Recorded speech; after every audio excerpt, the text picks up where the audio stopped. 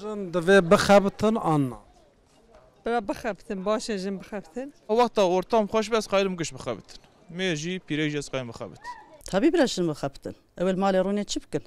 Bira bıxabtın. Bira desteğan berikavan da bana daha kesidin de be. Bir ihtiyacım kesidin tine be. Gora şahsi mala xuda bistekin daha baş. Jin hani jin tiyago be mer tiyago be daha baş. Em dibêjin jin bila bixebitin, bila dest karê xwe bikin û bila dest hev bidin. Nîqaşên bila jin bixabitin an jî nexabitin em deynin aliyekî. Ji ber ku di nava 5 salên dawiyê de hejmara jinên ku li Amedê dikan û kargeh vekirine du qat zêde bûne. Hejmara jinên ku bûne xwediyên ciyên kar ji 1700 gêştiye 3210.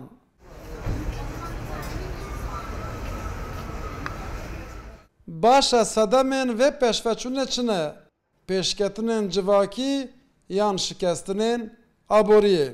Türkiye'nin diğer illerine ve bölgelerine göre Amedu bajarên dinên li herêma me li gorî bajarên Tirkiyeyê de hêla aboriyê de gelek li paşmane. Gelek nîşaneyên aboriyê vê rastiyê nîşan didin. Lê li Amedê jin li gorî bajarên din zêdetir dikevin nava jiyana çand û hunerê. Qadên kar têra jinan nake. Gelek jin di karê basît de dixebitin. Ji ber vê yekê gelek jin ji bo ku di karekî basît de nexebitin dibir xwe dîkar. Yani ji re kargehan vedikin. Derçûyê çi bin li gorî wê qadê kompanyayek li xwe re datînin. Gerçekten işimiz çok zor erkeklere göre.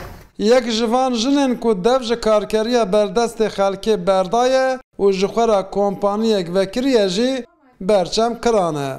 Piştî xebata 12 salan a li kompaniyên cuda niha bûye xwediya kompaniyeke sigortayê. İşimi büyüteceğim. Şu an yeni başladım diye aşama aşama gidiyorum. Ama ez ê karê xwe berfirehtir bikim. Ji ber ku min nû dest pê kiriye û ez gav bi gav diçim, lê ez ê şaxên xwe vekim. Ez ê li riha Culemêr Guwanê asên tên xwe vekim. Hemû xebatkarê min dê jin bin, ji xeynî jinan ez dê bi kesî re nexebitim. Ez cudakariyê nakim, lê ez bawerim ger jin bi hevrayê kar bikin, dê serkeftinên baştir bi dest bixin. düşünüyorum. Li Amedê 21,523 kargeh û dikan hene.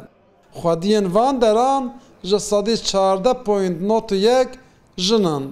Ji van kargehan jî 885 heb tomarî firoj, 526 heb avayî sazî û 432 heb jî hilberînerin. Maşallah dekak, Rûdaw, Amed.